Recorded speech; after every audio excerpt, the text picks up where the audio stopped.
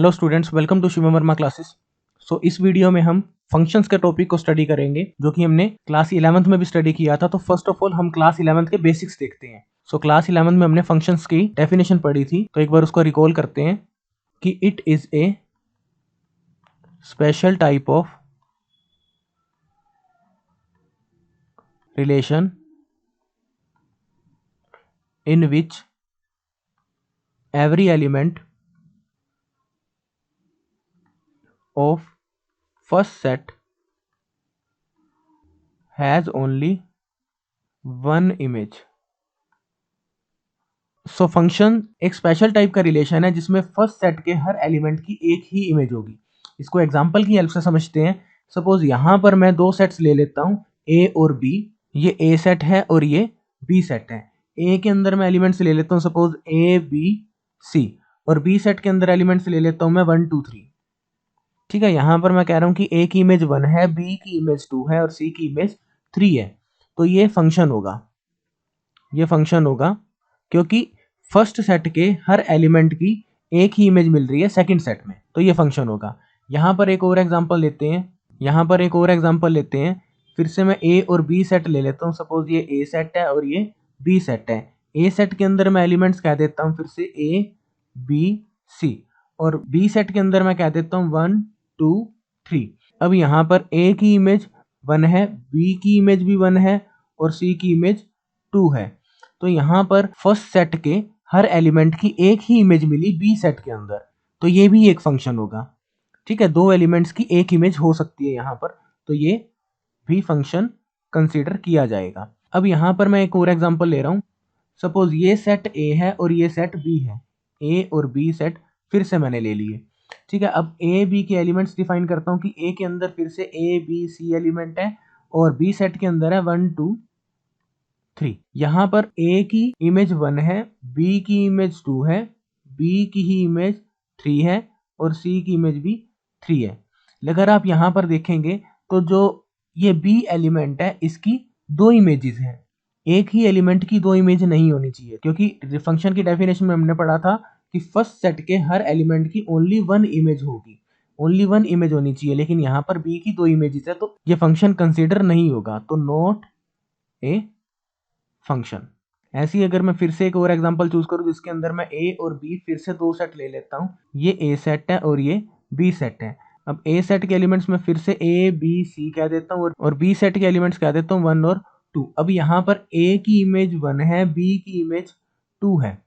ठीक है, लेकिन यहाँ पर एक एलिमेंट सी ऐसा रह गया जो अपनी इमेज नहीं बना पाया, और डेफिनेशन ऑफ फंक्शन के अकॉर्डिंग हर एलिमेंट की इमेज होनी चाहिए फर्स्ट सेट के।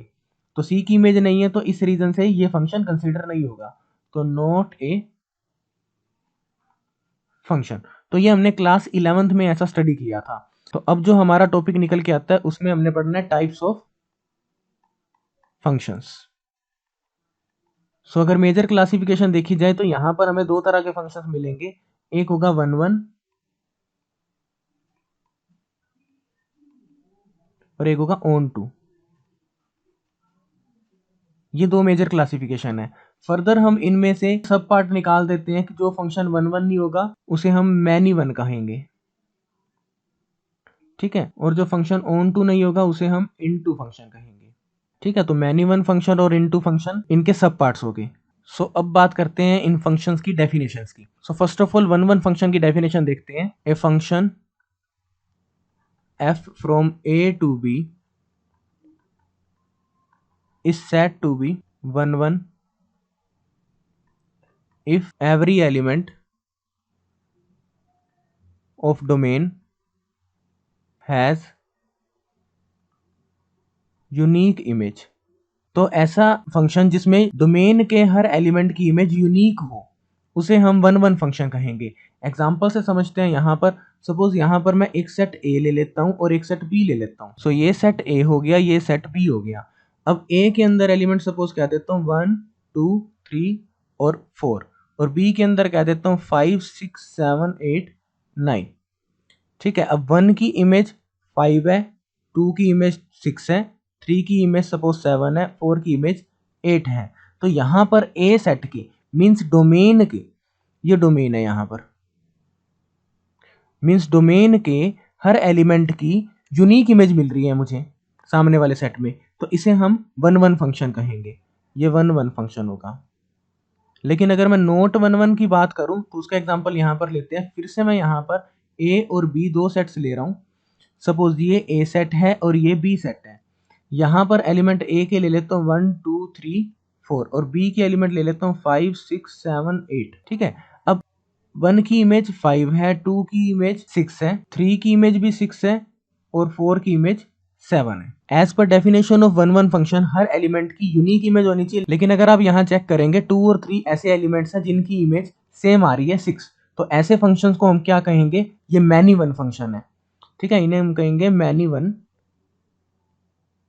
फंक्शन। ऐसे फंक्शंस जो 1 1 नहीं होंगे उसे हम मैनी वन फंक्शन कहेंगे। अब अगर हमें चेक करना हो कि फंक्शन 1 1 है या नहीं है, तो उसके लिए हम कैसे कर सकते हैं कि अगर मैं यहाँ पर लेट कर लूँ कि f(x1) f(x2) के इक्वल है, यहाँ पर x1 और x2 दो नंबर्स हैं। ठीक है, और यहाँ से अगर मैं ऐसा कंक्लूड कर पाऊँ कि x1 भी x2 के इक्वल मिल जाए। ठीक है, अगर f(x1) f(x2) के इक्वल है और मैं ऐसा कंक्लूड कर पा रहा हूँ कि x1 भी x2 के इक्वल है, तो फंक्शन को 1 1 कहूंगा मैं। लेकिन अगर ऐसी कंडीशन मिल जाए कि x1 x2 के इक्वल ना आ पाया, ठीक है, तो यहां पर हम कह देंगे मैनी वन फंक्शन। बिल्कुल सिंपल सा है कि अगर f(x1) f(x2) के इक्वल है और x1 x2 के इक्वल मिल गया तो 1 1 फंक्शन। लेकिन अगर f(x1) f(x2) के इक्वल होने पर x1 x2 के इक्वल नहीं मिला तो ये मैनी वन फंक्शन होगा। सो बात करते हैं ऑन टू फंक्शंस की डेफिनेशन पे। तो a function is said to be onto if every element of codomain means second set has at least one pre-image। सो किसी भी फंक्शन को मैं ऑन टू फंक्शन तब कहूंगा जब कोडोमेन मीन्स सेकंड सेट के हर एलिमेंट की कम से कम एक प्री इमेज मिलेगी पहले वाले सेट में। ठीक है, एग्जांपल से समझते हैं। सपोज यहाँ पर मैं दो सेट्स ले रहा हूँ ए और बी, ये सेट ए है और ये बी सेट है। अब अगर इनके एलिमेंट्स की बात करूं तो ए सेट के एलिमेंट्स है 1 2 3 और 4 और बी सेट के एलिमेंट्स कह देता हूँ 5 6 7। यहाँ पर 1 की इमेज 5 है, 2 की इमेज 6 है, 3 की इमेज भी 6 है, 4 की इमेज 7 है। अगर आप चेक करेंगे बी सेट के हर एलिमेंट की कोई ना कोई प्री इमेज है, मींस बी सेट का हर एलिमेंट ए सेट के किसी न किसी एलिमेंट से कनेक्टेड है, तो इसे हम क्या कहेंगे, ऑन टू फंक्शन। तो ये ऑन टू फंक्शन हो जाएगा।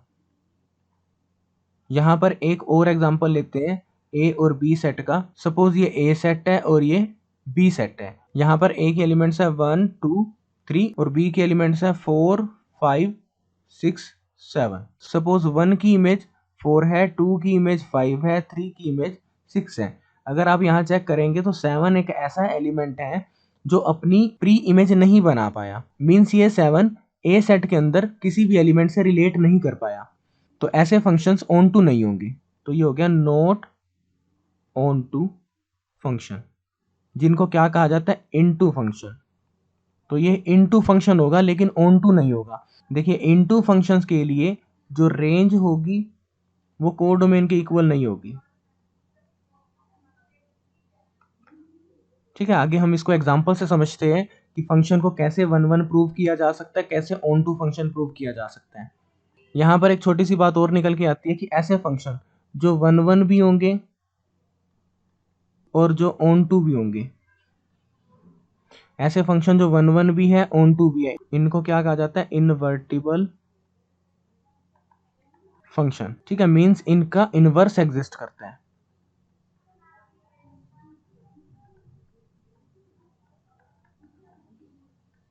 Inverse of function exist. ठीक है, तो ये कंडीशन हम आगे यूज करेंगे। तो करना, परेशान हो गए हम लोग 2.5 साल से, ये भी परेशान हो गए, हम भी परेशान हो गए, करो फिर। सो फर्स्ट क्वेश्चन है कि फंक्शन है natural number two natural number, means यहाँ पर डोमेन भी नेचुरल नंबर है और कोडोमेन भी नेचुरल नंबर है। ठीक है, फंक्शन को किस तरह से डिफाइन किया गया, F x equals to 2x, ये हमें फंक्शन गिवन है। हमें ये चेक करना है कि क्या ये फंक्शन 1 1 है और ऑन टू है। सो सॉल्यूशन स्टार्ट करते हैं। सो फर्स्ट ऑफ ऑल इस फंक्शन को मैं 1 1 चेक करूंगा कि क्या ये 1 1 है या नहीं। फॉर 1 1 फंक्शन, सो 1 1 की कंडीशन क्या थी कि इफ x1 एंड x2, यहाँ पर मैं दो नेचुरल नंबर डोमेन में से लेट कर लेता हूँ। ठीक है, दो नेचुरल नंबर सेलेक्ट कर लिए x1 और x2, और यहाँ पर लेट करता हूँ कि f(x1) f(x2) के इक्वल है। ठीक है, f(x1) f(x2) के इक्वल है, दैट मीन्स 2x1 2x2 के इक्वल है। यहाँ से 2 कैंसल आउट होके क्या आ गया, x1 is equal to x2। So that means अगर f(x1) f(x2) के इक्वल था तो यहाँ से मैंने ऐसा कंक्लूड कर लिया कि x1 भी x2 के इक्वल मिल गया, तो ये फंक्शन क्या होगा, 1 1 होगा। So therefore f is 1 1 function. लेकिन अगर मैं ऑन टू फंक्शन की बात करूं तो फॉर ऑन टू, अब ऑन टू के लिए क्या करेंगे, हम यहाँ पर लेट करेंगे f(x) is equal to Y, जो भी फंक्शन है उसको y के इक्वल लेट कर लेते हैं। That means 2x is equal to y हो गया। यहाँ से x की वैल्यू निकालेंगे in terms of y, that is y by 2 आ जाएगा x। अब यहाँ पर मुझे कंडीशन चेक करनी होगी कि क्या ये कंडीशन होल्ड हो रही है।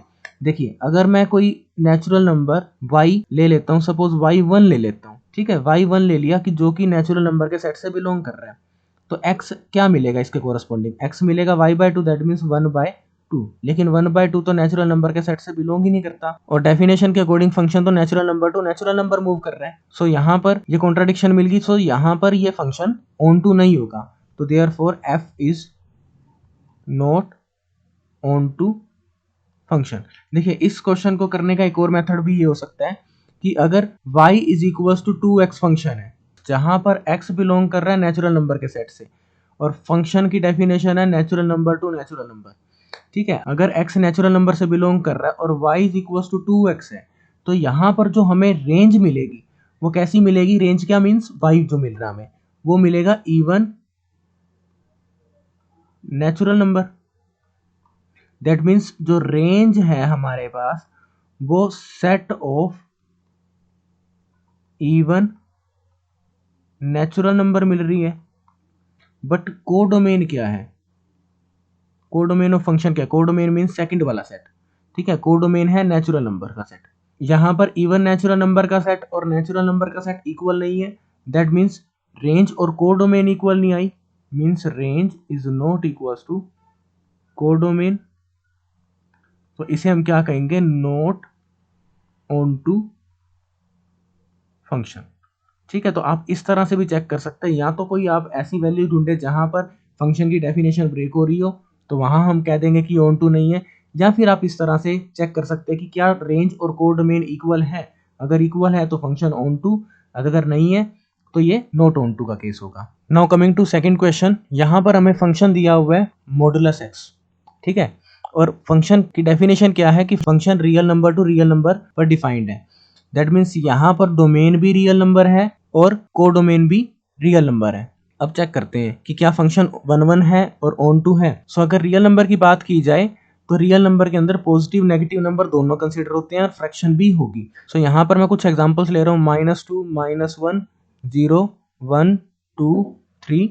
ठीक है, और यहाँ पर भी मैं ऐसे नंबर ले लेता हूँ, सपोज -2 -1 0 1 2 3। ठीक है, अब यहाँ पर मैं मैपिंग करूँ, अब फंक्शन क्या है मेरे पास, मॉडुलस एक्स, तो यहाँ पर पहले 1 1 चेक करते हैं, 4 1 1 फंक्शन। ठीक है, सॉल्यूशन की स्टार्टिंग करते हैं। अब एफ एक्स हमारे पास है मोड एक्स। अब इसको पहले इमेजिन करते हैं कि अगर यहाँ पर मैं x की वैल्यू 2 डालूं, मीन्स f2 की वैल्यू फाइंड आउट करूं, तो ये मुझे मिल जाएगा मॉडुलस ऑफ 2 दैट इज 2।